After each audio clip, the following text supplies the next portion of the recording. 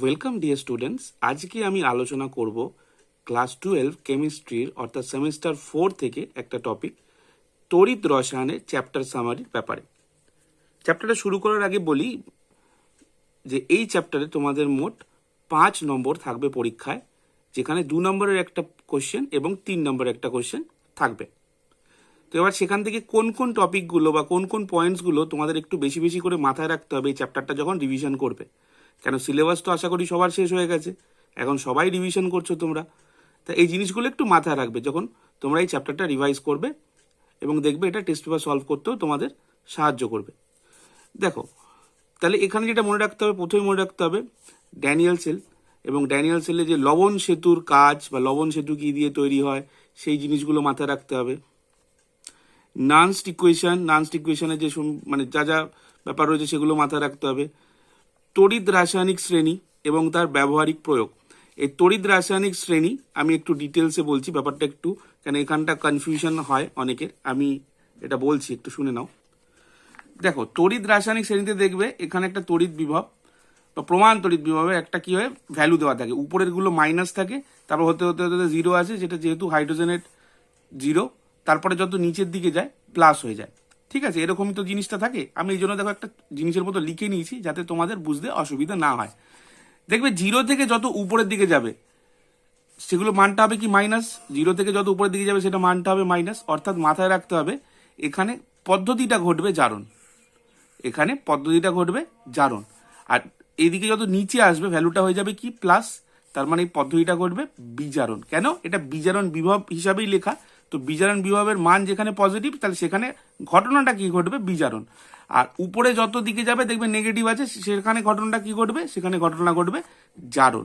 এইবার এই জিনিসটা বোঝার রয়েছে, তাহলে যেখানে জারণ ঘটবে তাহলে নিশ্চয়ই সেখানে বিজারক দ্রব্য থাকবে, এবং সেই বিজারক দ্রব্য কি করবে অপরের বিজারণ ঘটাবে। তার মানে উপরে যে জারণ পদ্ধতিটা হচ্ছে সেইখানে যে সকল দ্রব্য থাকবে তারা কি করবে, তারা হচ্ছে বিজারক দ্রব্য। ঠিক আছে, তারা কি করবে অপরের বিজারণ ঘটাবে। আর যত তুমি নিচে যাবে তত কি হবে, ঘটনাটা ঘটবে বিজারণ, যত তুমি নিচে যাবে তত কি করবে ঘটনাটা ঘটবে বিজারণ। তাহলে নিচের দিকে কি বৃদ্ধি পাবে, নিচের দিকে জারক দ্রব্য বৃদ্ধি পাবে, নিচের দিকে যত আসবে জারক দ্রব্য বৃদ্ধি পাবে। অতএব ওরা কি করবে, ওরা অপরের জারণ ঘটাবে। এই জিনিসটা যদি ক্লিয়ার করে নিতে পারো তাহলে কিন্তু তোমাদের অঙ্ক করতে সুবিধা হবে। এখানে একটা এক্সাম্পলের মাধ্যমে ব্যাপারটা বোঝাই। এখানে একটা রিয়াকশন দেওয়া আছে, জিঙ্কের সাথে HCl এর বিক্রিয়ায় H2 উৎপন্ন হবে না কপারের সাথে HCl এর বিক্রিয়ায় H2 উৎপন্ন হবে। এটা বোঝার জন্য আগে কি করতে হবে, আমাদের তড়িৎ রাসায়নিক শ্রেণীতে এদের ভ্যালুটা বসিয়ে নিতে হবে। এখানে জিঙ্কের ভ্যালু যেটা আছে নেগেটিভ দেখানো আছে, এবং কপারের যে ভ্যালুটা আছে মানে বিজারণ বিভবের যে মানটা সেটা পজিটিভ দেখানো আছে। এবার চলে যাই যে ছকটা আমি এখানে বানিয়েছি, নেগেটিভ মানে জিঙ্ক আছে উপরের দিকে আর কপার আছে নিচের দিকে, পজিটিভ যেহেতু, তাহলে জিঙ্কের কাজ কি, জিঙ্কের কাজ অপরের বিজারণ ঘটানো। ঠিক আছে, আর কপারের কাজ কি, কপারের কাজ হচ্ছে অপরের জারণ ঘটানো। তাহলে এখানে ঘটনাটা কি ঘটছে, HCl অবস্থায় থাকাকালীন H এর চার্জ +1 আর H2 অবস্থায় হয়ে যাচ্ছে 0, তার মানে এখানে ঘটনাটা কি ঘটছে, ঘটনাটা ঘটছে বিজারণ, ঘটনাটা কি ঘটছে, ঘটনাটা ঘটছে বিজারণ।